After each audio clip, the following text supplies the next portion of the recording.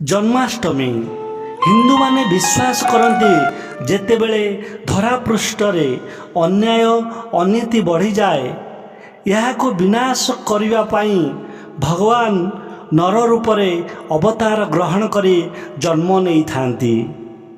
सेमाने श्रीकृष्ण को सही परी चलंती अवतार भावे ग्रहण करिछंती। प्राय 1000 वर्ष पूर्वरु भाद्रव कृष्ण अष्टमी तिथि रे श्रीकृष्ण जन्मग्रहण करथिले।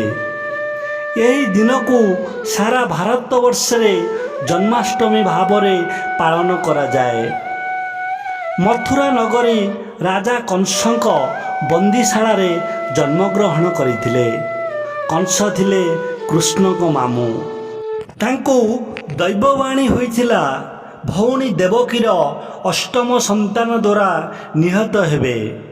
तेणु उभय देवकी एवं वासुदेव को कंस कारागार रे बंदी करथिले। तांको प्रथम 7टी संतान को जन्म देवा मात्रे मारिदेले। मात्र अष्टम संतान को कंस छुई पारि नथिले। वसुदेव निज बंधु नंदराजा एवं बंधुपत्नी यशोदांको कोଳରେ नवजात शिशु को छाड़ीदेले। सेमाने जमुना नदी आरपटे गोकुल रे रहुथिले। नंद यशोदा तांको निजर संतान बଳି लालन पालन कले। काहाकू ना कृष्ण को। जेतेबेले कंस कृष्ण को विषय रे सबु कथा जानिबा को पाइले अनेक थर मारिदेवा पाई चेष्टा करिछंती किंतु सेतिरे सफल होई पारि नथिले। तापरे गोकुलवासी को से नाना प्रकार हैरान कले। लोक माने श्रीकृष्ण को आश्रा रे रहिले। सेतेबेले को कृष्ण बड़ होई जाई थांती। श्रीकृष्ण जेपरी कहूथिले गोकुलवासी सही परी करुथिले। यह जानिपारी कंस अधिक भयंकर होई पड़िले। से शेष योजनाटीए प्रस्तुत कले श्रीकृष्ण को मारिबा पाई। से कृष्ण को मथुरा नगरी निमंत्रण कले। तांको योद्धा को कहिले मल्लयुद्ध प्रतियोगिता रे कृष्ण को मारिदेवा पाई। श्रीकृष्ण भाई बलराम सहित दरबार को गले। कंसर योजना पुणी विफल हैला। श्रीकृष्ण मल्लयोद्धा को मारिदेले एवं परे परे कंस को मध्य मारिदेले। कंसर मृत्युरे मथुरावासी आनंदित होई उठिले। श्रीकृष्ण तांको अजा उग्रसेन एवं देवकी और वसुदेव को बंदीशाला मुक्त कले। कंसक जागारे उग्रसेन को सिंहासन रे बसाइले। सबु किछि व्यवस्था करिया पाई श्रीकृष्ण मथुरा रे किछि दिन रहिले। मथुरावासी तांको उपरे खूब खुशी हेले। तांकर गुण चमत्कारिता पाई सेमाने तांको भल पाउथिले। कृष्ण सेमानक पाखरे रुहंतु मथुरा छाड़ी न जाऊँ बोली अनुरोध करुथांती किंतु श्रीकृष्ण सेमानक सहित रही नथिले। किछि दिन परे मथुरा छाड़ी एवं तापरे द्वारका गले। सेठारे निजर साम्राज्य प्रतिष्ठा कले। सेही समय रे हस्तिनारे अंध राजा धृतराष्ट्र शासन करुथिले। तांकर एकछत्र पुत्र थिले। सेमानंको कौरव कुहा जाउथिला। सेमानंको मध्यरे दुर्योधन थिले सबुठारु बड़। से तांको साम्राज्यर किछि भाग तांको संपर्कीय भाई पांडुमानंको देबा पई चाहु नथिले। उभयंक मध्यरे विवाद उग्र रूप धारण कला।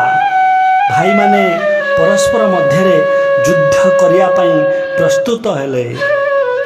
श्रीकृष्ण शांतिपूर्ण भावे समाधान करिया पई चाहिए किंतु माने दुर्योधन ଶୁଣିଲେ ନାହିଁ। ତେଣୁ ମହାଭାରତ ଯୁଦ୍ଧ ଆରମ୍ଭ ହେଲା। ଶ୍ରୀକୃଷ୍ଣ ପାଣ୍ଡବମାନଙ୍କ ପକ୍ଷରେ ରହିଲେ, କାରଣ ପାଣ୍ଡବମାନେ ନ୍ୟାୟ ପକ୍ଷ ଥିଲେ। ଦୁଇ ସୈନ୍ୟବାହିନୀ ଯୁଦ୍ଧ କରିବା ପାଇଁ ଯୁଦ୍ଧ କ୍ଷେତ୍ରରେ ଉପସ୍ଥିତ ହୋଇଗଲେ। ଯୁଦ୍ଧ ଆରମ୍ଭ ହେବା ପୂର୍ବରୁ ପାଣ୍ଡବମାନଙ୍କ ମଧ୍ୟରୁ ଅର୍ଜୁନ ଧନୁ ରଖିଦେଇ କହିଲେ, ମୋ ବଡ଼ ଭାଇମାନଙ୍କ ସହିତ ମୁଁ ଯୁଦ୍ଧ କରିପାରିବି ନାହିଁ। ସମସ୍ତେ ତ ମୋର ପ୍ରିୟଜନ, ଆତ୍ମୀୟ ସ୍ୱଜନ। କାହା ସହିତ ମୁଁ ଯୁଦ୍ଧ କରିବି? ମୁଁ ସେମାନଙ୍କୁ ମାରିବି ନାହିଁ। ଶ୍ରୀକୃଷ୍ଣ ଅର୍ଜୁନଙ୍କୁ ଅନେକ ଉପଦେଶ ଭରା ବାଣୀ ଶୁଣାଇଲେ। ସେ ତାଙ୍କୁ ଜୀବନ ଏବଂ ମୃତ୍ୟୁର ରହସ୍ୟ ଶୁଣାଇଲେ। ସେ ଅର୍ଜୁନକୁ କହିଲେ ଯେ ଜଣେ ସବୁ ସମୟରେ ନିଜର କର୍ତ୍ତବ୍ୟ ପାଳନ କରିବା ଉଚିତ ଏବଂ ସେହି କର୍ତ୍ତବ୍ୟ ହେଉଛି ନ୍ୟାୟ ପାଇଁ ଯୁଦ୍ଧ କରିବା। ଏଥର ଅର୍ଜୁନ ଯୁଦ୍ଧ କରିବା ପାଇଁ ରାଜି ହୋଇଗଲେ ଏବଂ ସାହସ ଓ ବୀରତ୍ୱର ସହ ଯୁଦ୍ଧ କଲେ। ଶ୍ରୀକୃଷ୍ଣ ତାଙ୍କୁ ସାହାଯ୍ୟ କଲେ। 18 ଦିନ ଧରି ଯୁଦ୍ଧ ଚାଲିଲା। ଶେଷରେ କୌରବମାନେ ପରାସ୍ତ ହେଲେ ଏବଂ ପାଣ୍ଡବମାନେ ସେମାନଙ୍କ ସାମ୍ରାଜ୍ୟ ଫେରି ପାଇଲେ। ଶ୍ରୀକୃଷ୍ଣ ତାପରେ ଦ୍ୱାରିକା ଫେରି ଆସିଲେ। ତାଙ୍କର ଉଦ୍ଦେଶ୍ୟ ପୂରଣ ହୋଇଗଲା। ସେ କଂସର ଅତ୍ୟାଚାର ଏବଂ କୌରବମାନଙ୍କର ଅନ୍ୟାୟକୁ ବିନାଶ କଲେ। ଯଦିଓ ଶ୍ରୀକୃଷ୍ଣ ନିଜେ ଯୁଦ୍ଧ କରିନଥିଲେ, ତଥାପି ସେ ଥିଲେ ରଥର ସାରଥୀ। ଯେଉଁମାନେ ନିଷ୍ଠୁର, ଅତ୍ୟାଚାରୀ ଏବଂ ଅନ୍ୟାୟୀ, ସେମାନଙ୍କ ବିରୁଦ୍ଧରେ ସେ କେବଳ ଯୁଦ୍ଧ କରୁଥିଲେ।